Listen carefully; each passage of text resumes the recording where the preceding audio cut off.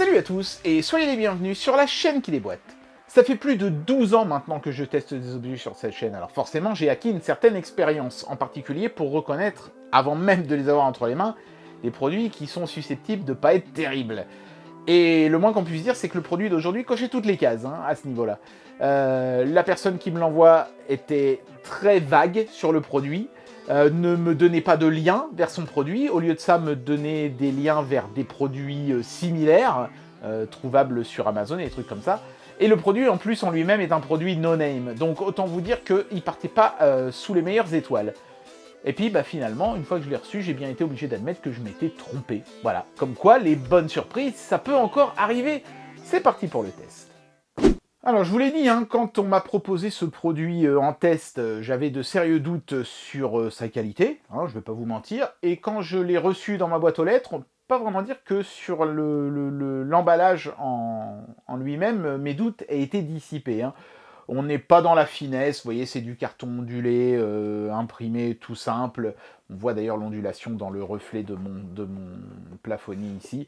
Voilà, c'est pas l'emballage le plus sexy que j'ai jamais vu. Il y a toujours pas la moindre trace d'une quelconque marque, c'est juste marqué RGB LED Table Lamp, voilà, lampe de table RGB à LED.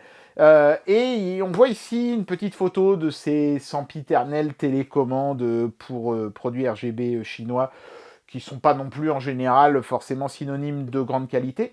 Le seul truc finalement qui m'a peut-être un tout petit peu mis le doute, c'est la présence d'une application, et donc le fait que cette lampe soit Bluetooth et qu'on puisse la contrôler à distance sans être obligé de passer par la télécommande justement. Ça a été le moment où je me suis dit, il y aura peut-être un petit peu d'espoir pour ce produit. On a les dimensions qui sont indiquées sur le côté, c'est pas idiot, parce qu'après tout, c'est quelque chose auquel on pense pas forcément, mais c'est important pour un produit déco de savoir quelle taille il fait. Et la puissance qu'il consomme en watts, c'est bien, voilà, pour les gens qui veulent faire attention à leur facture d'électricité, qui a augmenté d'ailleurs de 10% encore là au mois d'août, alors que notre bon gouvernement nous avait promis en février que toute l'année 2023 serait plafonnée à 15%. Merci les gars. Une fois de plus, vous nous avez bien baladé. Voilà, donc, écoutez, j'ai même la longueur du câble électrique, regardez, 156 cm, ça c'est précis. Donc, écoutez, on va procéder au déboîtage.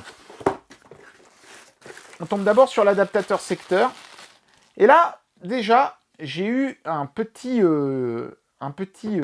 lueur d'espoir. C'est que c'est un adaptateur de bonne qualité, ça fait pas de chip. Et surtout, c'est marqué que c'est un truc pour les éclairages LED. C'est marqué dessus. Donc, c'est pas un adaptateur 100% générique. Et je pense qu'il doit balancer du 12 volts, celui-là. Ah non, du 24 volts. Vous voyez, j'avais tort. Mais par contre, 12 watts. Le produit consomme 11 watts. L'adaptateur ancrage 12. C'est parfait. On a une petite marge de sécurité. Ici, on a la fameuse télécommande, qui n'est pas d'une qualité remarquable, mais les piles sont fournies. Voilà, on tire sur la petite languette ici, et on a la pile qui est cachée ici. C'est une CR 2032. Je ne sais pas si je vais me péter les ongles pour vous la montrer. Allez, si, on va faire le petit effort. Vous voyez, la pile est dedans. Donc ça, c'est cool, c'est fourni. Bon, télécommande tout à fait basique, dans un plastique tout à fait basique, mais avec une petite courbure à l'arrière, c'est pas mal. Quand même, elle a une prise en main sympathique. Voilà, même si c'est vraiment le truc le plus générique du monde. Et la lampe en elle-même, bien sûr, accompagnée de sa petite notice de montage, d'utilisation plus exactement. Manifestement, il y a deux modèles disponibles, un en forme de, je sais pas trop ce que c'est, de F, c'est celui que j'ai moi, et un en forme de cœur, qui fait peut-être un petit peu plus cucu, mais voilà, Dieu merci, j'ai reçu le modèle un petit peu plus, on va dire, je cherche le terme abstrait, voilà, moi ça me va très bien. Et donc, le produit en lui-même, en tout cas, qui est bien emballé. J'aime beaucoup ce gros papier bulle avec des grosses pustules qui font beaucoup de bruit, là. Ah, j'adore. Satisfaisant comme tout. Allez, je vais vous parler tout de suite du produit en lui-même. Au moment où on sort le produit de son emballage, c'est à ce moment-là qu'on réalise que ça va peut-être pas être si mal que ça, et on commence à se mettre en mode David Goodenough, parce qu'il y a plusieurs choses qui rassurent, même si d'autres peuvent sembler un petit peu plus discutables. Par exemple, le fait que le récepteur de la télécommande soit visible, que la LED de réception soit bêtement dans un petit orifice. Bon, c'est pas dramatique, au moins ça permettra à la télécommande de bien recevoir le signal. Mais à l'arrière, par contre, j'ai été rassuré de voir qu'on a un bon gros connecteur des familles, là, quelque chose de costaud. Ça m'a immédiatement plu. Je dois dire que j'ai bien aimé ça. Mais c'est surtout le poids du produit. Ça, je peux malheureusement pas vous le montrer, mais le socle est lesté. Et c'est pas genre juste ils ont collé 3 morceaux de ferraille. C'est la matière du socle qui est lourde. Donc je pense que toute cette pièce-là est métallique. Et ça fait vraiment plaisir. Quant à la lampe, eh ben, elle a un toucher caoutchouteux. Et quand je dis toucher, c'est du caoutchouc. D'ailleurs, je pense que ça, je peux pas vous le montrer, mais je peux vous le faire entendre. Vous voyez ? On est sur une matière qui a un gros grip. Et donc, c'est une sorte de bande de LED qui a été très astucieusement collée autour d'un support en plastique comme ça, qui adopte des courbes assez intéressantes. Je pense que la jointure est cachée dans le petit bloc qui se trouve ici à la base. Bah écoutez, c'est bien de parler d'une lampe, mais la faire fonctionner et vous la montrer, c'est mieux. Donc je vais d'abord le faire via la télécommande, et puis ensuite on regardera avec la fameuse application mobile. C'est parti. Voilà, c'est toujours compliqué de filmer des éclairages. J'ai branché ça à mon petit générateur derrière, là. Comme ça, c'est écolo, ce truc-là, je le recharge avec un panneau solaire. Et donc ici, on a un blanc un peu froid, légèrement bleuté, qui est un petit peu l'éclairage par défaut. Et on peut le faire varier, ça, avec, bien sûr, la télécommande fournie. Et je vois qu'il y a plusieurs fonctionnalités, notamment, apparemment, la réaction à la musique. Donc, je sais pas comment ça marche. Est-ce qu'il y a un micro dans le produit ou est-ce que ça réagit via le smartphone? Je sais pas du tout comment on fait. Allô? Allô? Eh ben non, ça réagit avec un micro intégré au produit. Ça, c'est pas mal. Franchement, c'est assez sympatoche.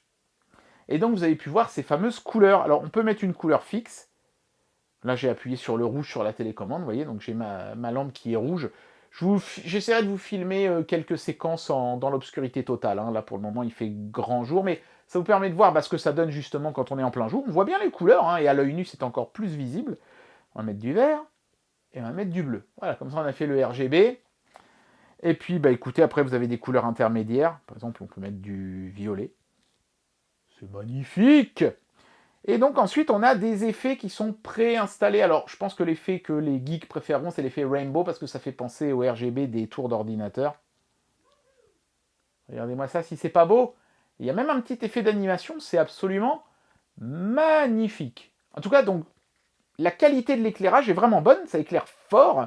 Et non, c'est propre, vraiment. Donc, je pense qu'on peut régler l'intensité et la vitesse avec les boutons ici. Ça, c'est la vitesse. Là, j'ai mis plus rapide. Vous voyez, ce produit m'a immédiatement séduit dès que j'ai commencé à m'en servir. Ça, c'est vraiment un point positif. Donc, écoutez, maintenant, on va regarder l'application mobile, et puis, on va discuter d'une conclusion pour ce produit. Mais je peux déjà vous dire que la télécommande, c'est une télécommande pour les bandes de LED à l'origine, parce que vous voyez, par exemple, on peut réduire ou rallonger la longueur. Ça a de l'intérêt sur une bande de LED, mais sur cette lampe qui, évidemment, a une longueur fixe, ça n'en a aucun. Enfin, en tout cas, avec la télécommande, ça marche bien. Donc maintenant, on va voir avec l'application mobile. Voilà, alors l'application mobile aussi est une application somme toute assez standard. J'avais déjà vu ça notamment sur mon panneau de LED que j'utilise derrière mes consoles rétro pour mettre un petit éclairage d'ambiance. Ce qui est bien avec ce genre d'appli, c'est qu'on a un nombre d'effets préinstallés absolument incroyable. Donc là, en fait, l'effet que j'ai mis sur la télécommande, c'est l'effet numéro 1, Rainbow. Je ne sais pas si vous voyez. Mais je peux en faire varier la vitesse ou la longueur de l'effet. Bon, ça, la longueur de l'effet, évidemment, ça sert à rien. C'est ce que j'expliquais sur ce genre de produit. On peut faire varier l'intensité lumineuse. Je peux mettre un peu moins lumineux si je le souhaite. Donc, l'effet sera le même, mais avec une intensité dans les couleurs plus faibles. Voilà, moi, je vais laisser à fond. Vous verrez mieux, je pense. On peut changer les différentes couleurs de l'arc-en-ciel si on le souhaite. Mais moi, je trouve que c'est pas mal. L'effet ici est plutôt joli. Et puis après, donc, on choisit son effet ici, avec cette espèce de roulette. Alors, on peut juste le changer en appuyant ici. Donc là, par exemple, on a un effet météorite. Un peu à la Star Wars. C'est super. Et on peut aussi faire coulisser cette espèce de petit point blanc ici. Donc, pour choisir un effet un peu aléatoire. Donc là, ici, par exemple, les étoiles bleues. Je ne sais pas exactement ce que ça va faire. Oh, regardez. Donc ça va allumer des sections, des tronçons différents de la lampe à chaque fois. C'est pas mal, voilà. Donc je ne sais pas exactement combien il y a d'effets, on va aller voir. Oh, ça c'est pas mal ça. Une sorte de petit effet de foudre là. Et il y a 142 effets différents. Et là, gradient, ça va faire les différentes couleurs, mais de manière unie. C'est-à-dire que là, j'ai du bleu, mais sur toute la longueur. Maintenant, j'ai du violet, mais sur toute la longueur, etc. Il n'y a pas, hein, pour moi, mon effet, ça restera toujours. L'effet arc-en-ciel, c'est le plus beau. Mais franchement, cette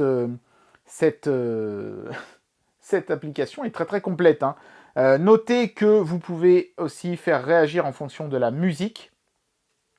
Donc là encore, ça active le micro, mais vous pouvez choisir d'utiliser plutôt le micro de votre téléphone. Les deux sont possibles, donc ça c'est plutôt cool. Comme ça, si vous êtes loin de la lampe, vous pouvez quand même la faire réagir à votre musique.